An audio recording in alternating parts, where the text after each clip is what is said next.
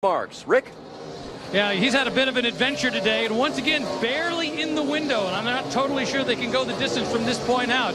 And so they're going to put the tires on, unlike that last one. Then we've got Alex Tagliani up the way. Alex Tagliani bringing the car in, making a short stop. Remember, he came in just a little while ago. They're hoping now they can make this stop be the last one before they're into the race. Definitely inside the window now. I don't think there's a lot of gamble from here. They're going to get to lap 90. Of course, the risk is we just discussed, the green-white checkers is a game changer. Landon Castle, Mike Bliss also on and off pit road, and you hear the 6 car of Trevor Bayne being called in as well. Bayne was last on pit road on lap 26. So they've gone quite the distance now. Trevor's done a really nice job out front on old tires.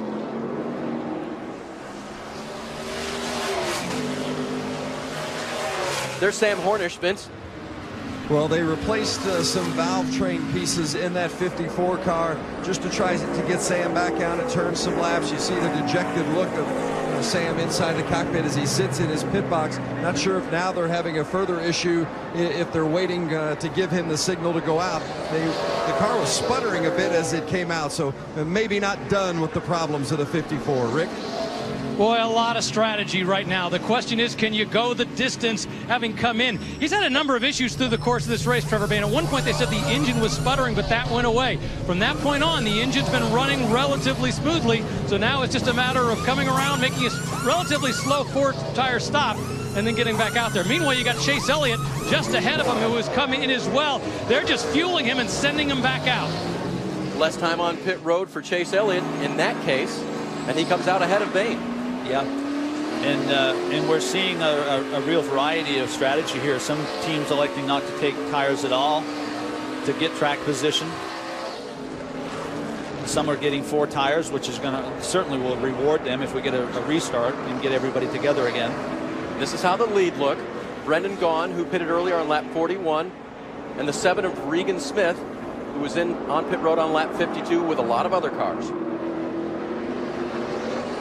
And we talked about the not taking of tires. Of course, one reason we saw right there, less time on pit road. And sometimes it's all about just how much time you spend there or not. Yeah, and I really think that decision comes down to who's behind the wheel and how good a road course racer are they. If you're a great road course racer, you can manage that. If you're a good road course racer, new tires fix all your problems. Don't speed, 31. So it looks like Regan Smith is being called in. Jim? Dave, they are absolutely in their window. They'll make sure the grill is very clear, give him a windshield tear off, and fuel only, just about a 5.8-second stop for Regan Smith. Talk about having a clean day and just, managing your problems and not beating yourself. Regan Smith has done that all day long. That team's done a very, very good job. So Brendan Gaughan legging it out now ahead of the field. Most of them have been on pit road. And we figure he'll have to be one more time as well, as he pitted on lap 41 of 90. But trying to take advantage as he can now, stretch the lead out even more for the 62. Car's got a few wrinkles. Some drivers need to have a few wrinkles before they can grab that last little bit of extra. Well, and no doubt, he has created a few of those wrinkles himself today. Yes. Brendan very aggressive on the track. And he's fun to watch. You know what? He's fun to be around outside the car, and he's fun to watch inside the car. You think he doesn't give 100% for his team, for his fans, and his sponsors? That's just not the case. Brendan trying to make it 2 for 3 on the road courses this year. Yeah, I think he's done a tremendous job. And you should be proud of his effort this year. The team's done a great job, and he's won. And something that I can't even put into perspective what that means. If you're later in life, like Brendan's been doing this a while, that's the ultimate reward. Landon Castle is off track. Trouble for him, but he is back going again. We're still under green. So will Brendan Gaughan's strategy work out? He needs to come to pit road again, as does Busher and a whole host of others. A lot to talk about still here at Mid-Ohio.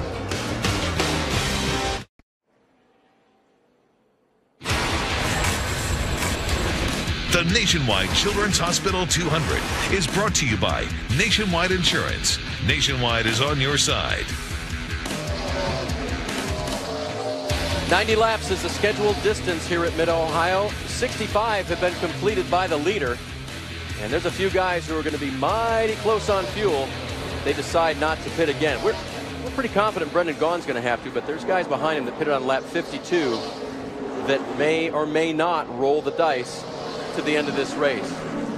Now we're hearing that Gaughan may be in this lap. What's going to be interesting is, will he take tires? And I expect he will. I mean, I think because of what he's given up with some time on the racetrack here, he's going to need the tires to make up for it. He's going to be back anyway, so why not get the tires and then take the advantage right with the pressure rubber against the field. Chris Buescher giving him pressure now. That is for the lead. It's important that Chris Buescher know that he's pitting. And I thought I saw the hand out the window. The hand out the window is the driver's way of signaling that. So Brendan Gaughan hits pit road. Chris Buescher takes over the lead.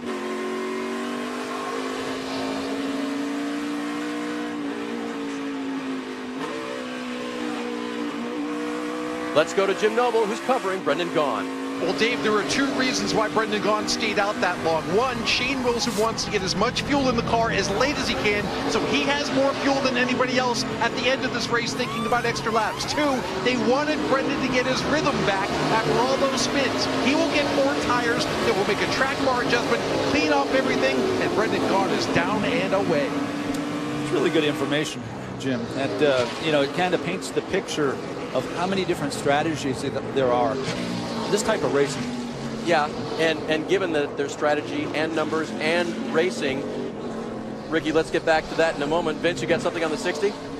The 60 of Chris Buescher, last pitted on lap 52. Just spoke with his crew chief, Scott Graves, a moment ago. He said we're a couple of laps short.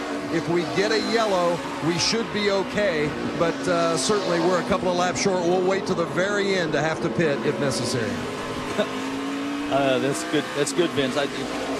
I was wondering what this team was up to, and Vince gave us a little insight in that they, you know, it sounds like they're willing to gamble if the caution comes out again. I think Chris Buescher is fast enough they might not have to gamble. Remember, Sam Hornish is out. Brian Scott had some trouble. Alex Tagliani is a real threat, but this young man has done everything right all day. Right now you got 17 You hear him kind of seconds soft behind pedaling. You can hear the roar of the engine there. That's not full song. Safe fuel, safe fuel. Unless I'm getting the wrong audio there, but Chris Buescher made a fuel mileage run at New Hampshire that worked out very well for that team. Here's what he has right now. He has a big enough lead that he can save fuel. But we're not at Martinsville, a half-mile racetrack. We're on a road course. He's got to save 4.5 miles of fuel. That's a lot. Yeah, that's a lot. You know, but when you get to this point in the race, to me, Dave, because, you know, I really love to see drivers win their first race.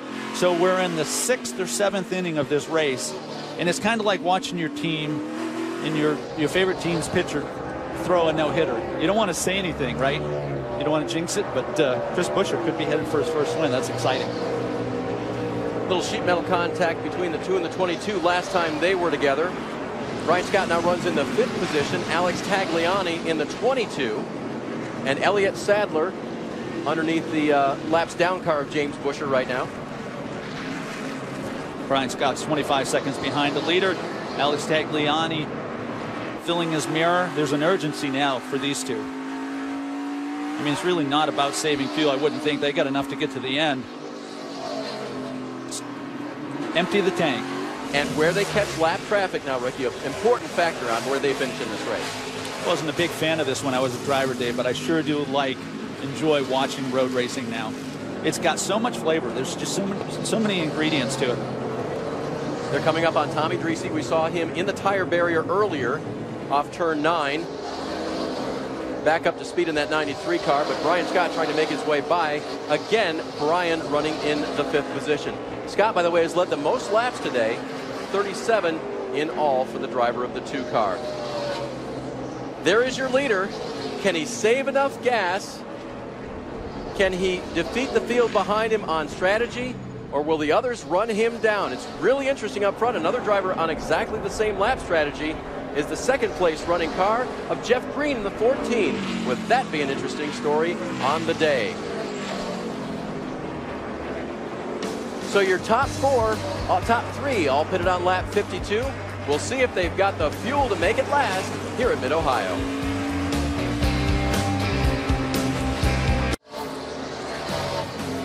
You're enjoying the Nationwide Children's Hospital 200 from the Mid-Ohio Sports Car Course. Kids and adults alike have enjoyed this one here today. The USA Basketball Showcase presented by Nike continues tonight on ESPN. Team USA looking to get a win against Brazil. Tonight, 9 Eastern on ESPN, also available live on Watch ESPN. And can you say this changes everything? Jeff Green, who was running in the second position, has hit the barrier hard.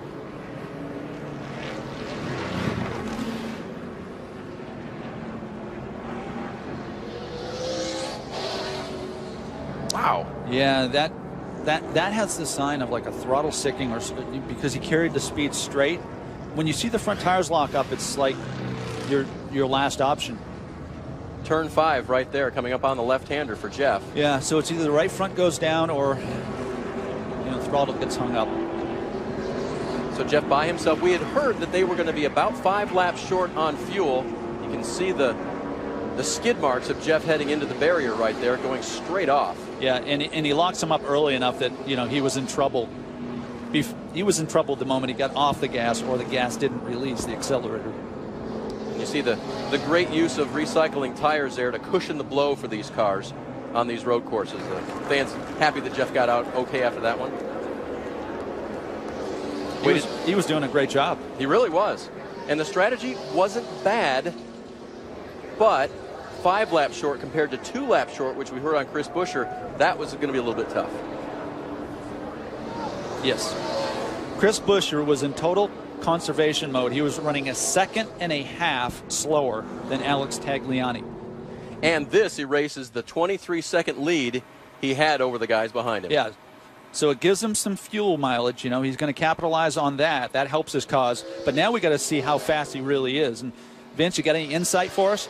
Boy, isn't that a double-edged sword? You get the yellow, which helps them on their fuel mileage, but Scott Graves certainly did not want to see the yellow because it chewed up that 20-second lead, as you noted, that Chris Buescher had. I think they felt more comfortable rolling the dice, especially with this yellow and the amount of fuel that he could save being so far out in front. Certainly this yellow bunches up the field, not with Scott Graves. Chris Buescher, the 60 team, won it because now he's got to use that fuel to build the lead or regain the lead after this restart. Yeah, excellent point. A big boost, obviously, for Tagliani, but also for Brian Scott. Brian Scott, having been in command of most of the first 2/3 of the race, and now he's back in the equation, running 4th. So they're talking about opening pit road this time. Some drivers will need to stop to make it happen to the end, but most of the front runners are apparently going to gamble on what they have. Buescher pitted on lap 52. Smith on 62, Tagliani on 60, and Brian Scott just before them on lap 59. And we've already mentioned the 24-second lead erased for Chris Buescher. Pit road is now open, and you see the leaders staying out. Dakota Armstrong will hit pit road. He was one of the ones who pitted on lap 52 last. He's going to need some fuel to get to the finish here. Scheduled distance 203 miles. Will we have another late caution? Will Chris Buescher have enough fuel?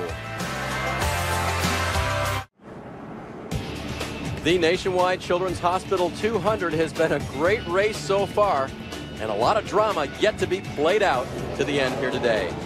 Hey, tonight, 11 o'clock on ESPN2, it's the Lucas Oil NHRA Nationals qualifying from Brainerd, Minnesota.